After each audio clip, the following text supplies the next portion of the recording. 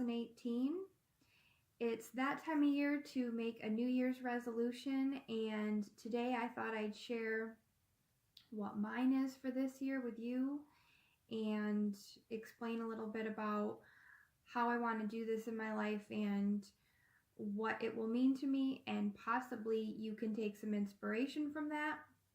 And then at the end, I'd like to give you some examples of how I'm applying it. So, my New Year's resolution for this year is to live my life with intention. And it's something that I've been trying to do for the past couple of months. But this year, I'd really like to dedicate the whole year to really thinking about the things that I'm doing and the choices that I'm making and the reasons behind them.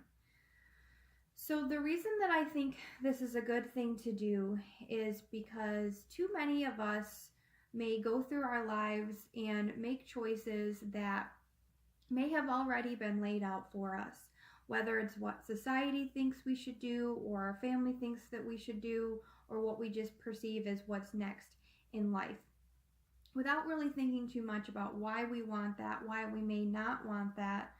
So living with intention will allow you to be really clear about what you are doing in your life and why you're doing that.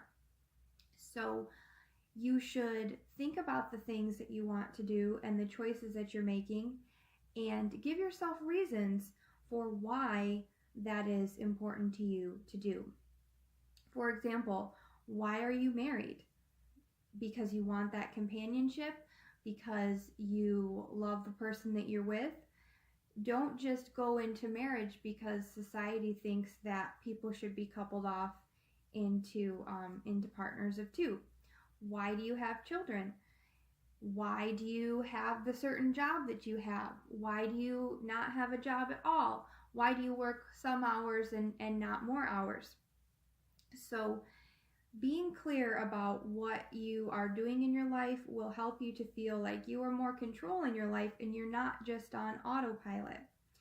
So I'd like to give you a couple examples of how I'm applying it to my life now. For example, I'm working a part-time job. It's close to full-time, but it's 30 hours a week. And I really am liking working in a structured job only 30 hours a week, because I truly feel that it gives me more time in my week to do things that make me feel okay and good and stress-free. For example, having time in my morning and having time in my evening to do the things that are important to me. The job is pretty stress-free, and I deliberately wanted to choose a job that didn't have a lot of stress with it, because I wanted to leave my job at the workplace and then have the rest of the time in my day stress-free to do the things that I want. So another reason that I only am working 30 hours a week is because I like to do other stuff on the side, whether that's volunteer work or getting paid to tutor Japanese people, or do other side jobs, and that just makes my week seem a little bit more versatile, and I like earning side money like that. So I chose to be put in this situation for very deliberate reasons, and I like that I was in control of that choice. Also, I live alone right now, and I'm being very intentional about that. I could solicit another roommate, but right now I am enjoying having the house all to myself. I can put my things where I want. I can come and go as I please and make messes or clean up messes at my own leisure. So it's a little bit more expensive for me to live by myself, but I want to be very sure that that money that I'm spending in extra rent is worth it for the reasons that I just mentioned. So I don't want to just haphazardly go through living without being sure about what I'm doing, and making sure that the things I'm doing are important to me and weeding out the things that are not important to me.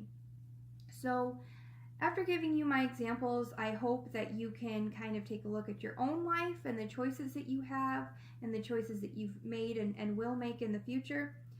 To apply this very concretely, you can do some writing exercises. Try writing something at the top of the page. Why am I a nurse or something? Or why am I working 50 hours a week? And writing down the reasons that you are doing that. And if you are not finding enough reasons, then really take a look at those commitments and take a look and see if you need to make some changes in your life. I think we all just get caught up in the act of doing things. We get into the rat race and the hamster wheel, and we just keep going around and around and around without actually looking at the reasons why we're doing things. So please take that as a bit of inspiration, and I hope that you can find the proper meaning behind the things in your life. So just as a last little thing, I'd like to draw attention to my adorable little bonsai here. I got this for Christmas. Thanks, Mom and Dad. It makes me think of Japan and makes me feel calm, and I love having nature in my house during this cold, cold winter. So Happy New Year again, and if you don't have a resolution, think about something, and if you, I hope that you can work through that in this new year. So I will talk to you all soon. Bye.